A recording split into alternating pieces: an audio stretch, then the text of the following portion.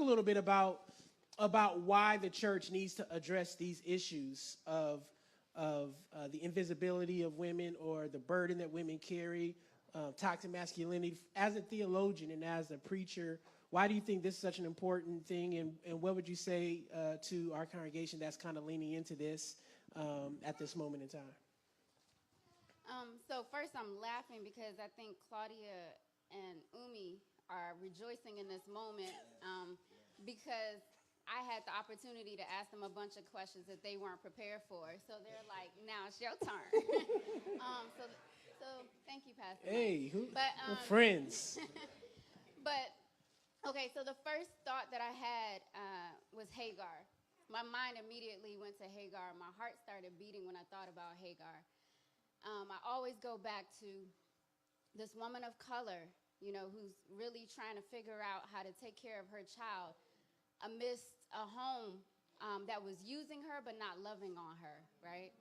And trying to figure out her relationship to God amidst oppression and invisibility, and trying to provide for a child with limited resources and living in a home with a privileged Jewish woman by the name of Sarah. And really probably trying to wrestle with the question of does God see me? And does God know my pain and my struggle? Which I think is a question that we as women probably ask ourselves every single day. And so I always remember when she finally says, "For I have seen the face of God and live to tell about it."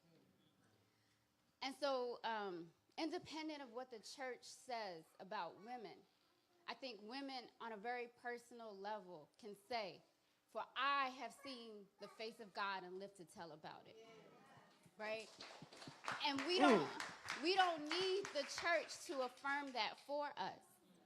Ever. We have our conversations with God.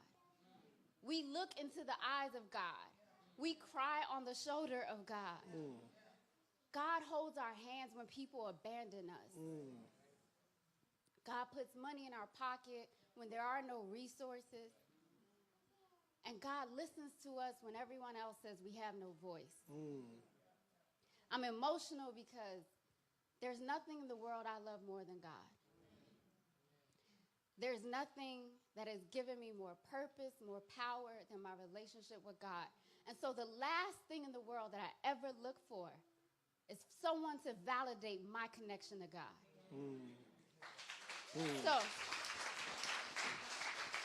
I have never looked to the church to tell me if I have a space on a pulpit. I have gone to the pulpit unwillingly, dragging my feet because this is the last place I want to be. Even when Pastor Mike called me, I did not want to come here because this is the space I am least comfortable. But I am here because this is where God calls me, right? This is the assignment that so many of us walk in. And so it is so good that we can hear God without conduits and intercessories, because if we listen to men, we would get the wrong message, right? Touch your name. So, and I say that, I'm sorry, you got me started, but let me, and I say that because when I've thought about the men, and I will say men of faith even, who have spoken into my life, sometimes they prayed for me, they held my hand, they saw something in me, but the next minute they talk about how I look and how I dress, right? I've had men who were spiritual fathers and married come on to me, right? And I'm saying that to you because you have to draw a distinction between your maker and the men in your life, right? You have to. Speaking of toxic masculinity, it is rarely our relationship with Jesus that we have a problem with. It is rarely God. It is always man. Always. And I personally will say my relationship with God was tarnished my whole entire life. I did not love and come to know God until I was 21 years old because so many people had done damage to the image of God in my life that by the time I had a chance to even know who God was, I had to undo what people had done to God, right? And so separating who man is and who God is will be one of the most liberating things that we will ever do for ourselves, right? One of the things that I learned is that God is not a God of punishment. God is not a God of control. God is a God of love, right? And learning what unconditional love means, a love that is not based on gratification, a love that is not based on what you have to give, but is based on you simply being. That all you got to do is just be. I think that alone is one of the hardest things for women to accept, that you don't have to do anything, but just be. You don't have to get a degree. I happen to, but that's not where my worth comes from. It's intrinsic. Can't nobody take it away. I lost positions, I lost titles, but can't nothing in the world take the value that God has given me.